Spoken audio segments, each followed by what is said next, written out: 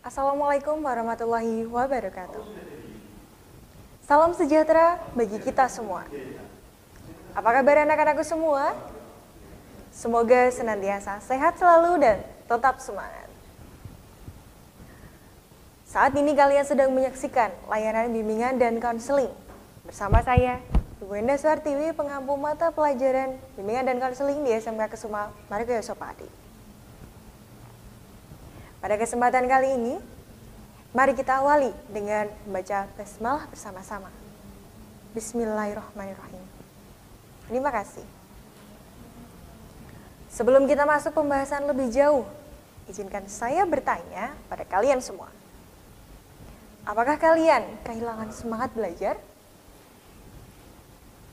Kehidupan kalian diselimuti rasa malas? Atau kalian merasa ada banyak hal dan kegiatan-kegiatan yang lebih asik ketimbang belajar dan mengerjakan tugas dari Bapak Ibu Guru? Dan kamu sangat jenuh dengan kondisi saat ini. Iya, bisa jadi kamu adalah satu dari jutaan orang yang merasakan hal yang sama. Pada video kali ini, kita akan mengupas motivasi belajar di tengah pandemi COVID-19. Sebelumnya, apa itu motivasi belajar? Perlu kalian ketahui, motivasi merupakan usaha yang dapat menyebabkan seseorang bergerak untuk melakukan sesuatu guna mencapai tujuan yang dikehendaki. Sedangkan belajar merupakan suatu proses yang ditandai dengan adanya perubahan yang ada dalam diri seseorang. Perubahan berupa hasil. Perubahan juga dapat ditunjukkan dalam berbagai bentuk. Perubahan pengetahuan, perubahan sikap, dan perubahan tingkah laku. Sedangkan motivasi belajar merupakan segala usaha di dalam diri sendiri yang menimbulkan dan menjamin kelangsungan dari kegiatan belajar, serta memberi arah agar tercapainya suatu tujuan.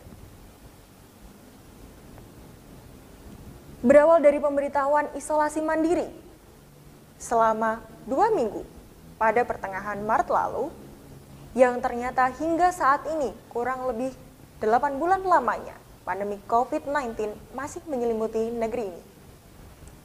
Pandemi COVID-19 sedikit banyak pasti mempengaruhi motivasi belajar kalian. Efek pandemi ini ternyata tidak hanya berdampak pada kesehatan fisik, tapi juga secara psikologis pandemi ini telah mengubah banyak hal. Bukan hanya kalian, bukan hanya saya, tapi kita semua. Pandemi mengubah banyak hal dalam diri kita, mulai dari pemikiran kita maupun kebiasaan kita. Sisi baiknya pandemi ini membuat kita lebih menerapkan pola hidup bersih dan sehat. Belajar berjuang di tengah kondisi yang tidak mudah. Belajar bertanggung jawab terhadap tugas dan kewajiban. Serta bertambahnya keimanan kita kepada Tuhan Yang Maha Esa. Namun, di sisi lain, banyak hal yang membuat kita harus lebih membenahi diri. Bu Enda akan membagikan tips untuk kalian agar tetap semangat dalam belajar di tengah kondisi seperti ini. Yang pertama, meningkatkan ibadah kepada Tuhan Yang Maha Esa. Dengan mendekatkan diri kepada Tuhan Yang Maha Esa, hati menjadi lebih tenang, sehingga tidak mudah terpengaruh oleh hal-hal negatif yang ada di sekitar kita. Untuk yang muslim, coba dicek dulu sholatnya. Sudahkah kalian menjalankan sholat 5 waktu? Dengarkan pengajian? Sholawatan mungkin? Atau ikut aktif dalam kegiatan keagamaan di masjid maupun di sekolah? Yang kedua, menerima keadaan dan menyesuaikan diri dengan kondisi. Kalian harus yakin bahwa kalian memiliki potensi untuk maju. Apapun kondisinya, percayalah, kalian pasti bisa melewatinya. Masing-masing dari kita mengambil peran. Kalian sebagai seorang pelajar mempunyai kewajiban untuk belajar dimanapun kalian berada.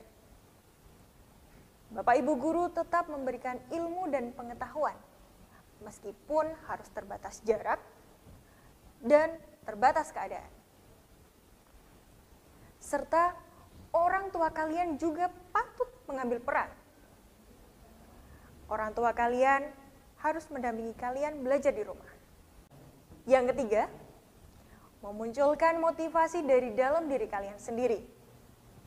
Ada mimpi yang harus kita wujudkan. Ada cita-cita yang harus kita gapai.